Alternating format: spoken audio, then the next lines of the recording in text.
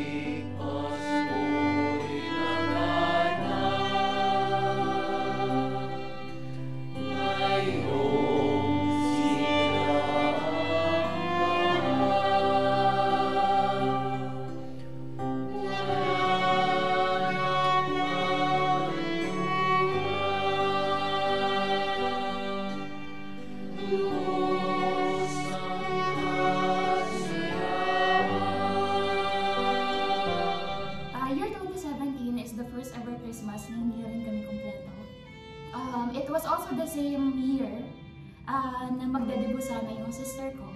So in this photo, this is the actual celebration of her birthday na sa cemetery na namin nagawa. Na-record ko yung conversation namin. Mababalik-balikan ko kung paano nagkikare din ang father ko. Itong picture na to was our very first family picture. Doon namin napatunayan na walang makakapagbuwag sa family namin. May mawala man, may umalis man, pero tuloy ang buhay. Ako na lang yung nagsiselebrate mag-isa ng Christmas sa bahay ko.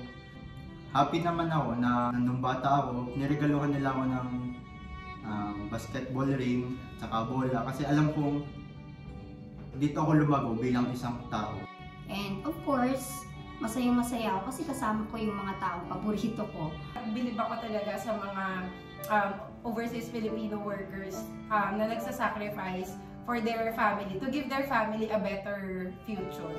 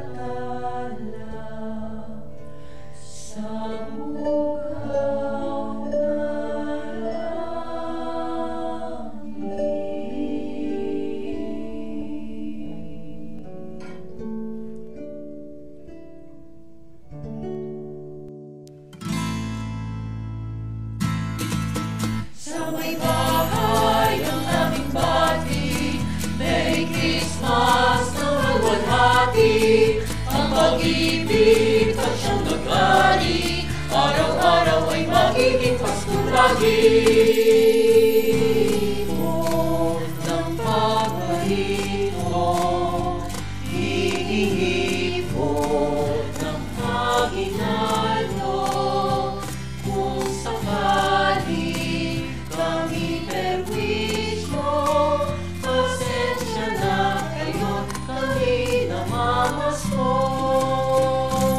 Ibon ng paborito, iibon ng aginaldo.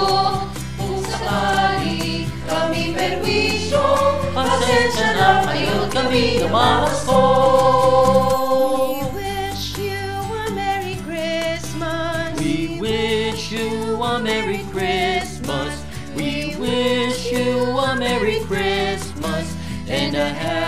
Happy New Year. We wish you a Merry Christmas. We wish you a Merry Christmas. We wish you a Merry Christmas and a Happy New Year.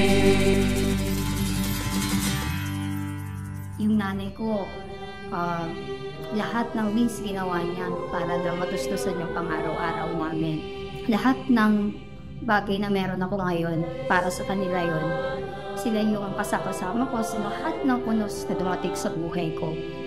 Hindi puro saya yung nakita ko sa basketball din when it comes to family. Year 2016, gusto ko sana nandun yung parents ko, manonood sila ng laro ko. Pero hinahanap ko sila sa crowd, pero hindi ko sila nakita. Everything, yung tricycle namin, yun yung nagiging parang routine namin ng papa ko. Ito na yung huling memories na pwede namin masabing ay kay Papa. Pero life goes on, and actually blessing in disguise. In just a blink of an eye na parang ang bilis-bilis ng panahon. Akala namin we're slowly moving forward together. And kung yan sila lang. Because they don't want us na mapit na nangihina na rin sila, na ayaw na rin na magpatuloy sa buhay. Mahirap in the sense na hindi mo kasama yung pamilya mo sa mga important moments ng buhay mo. Sobrang hirap maging OFW na makikita mo na yung family mo kapag mag-video call ka sa kanila.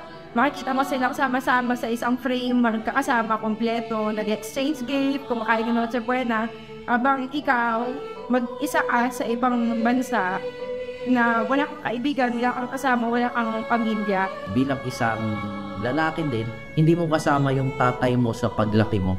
Gusto namin kasama namin yung lola ko na mag-celebrate ng Christmas. Sana'y bahay ang aming bati. Merry Christmas na malwalhati. Ang pag-ibig at siyang nagkari. Araw-araw ay magiging kasulati.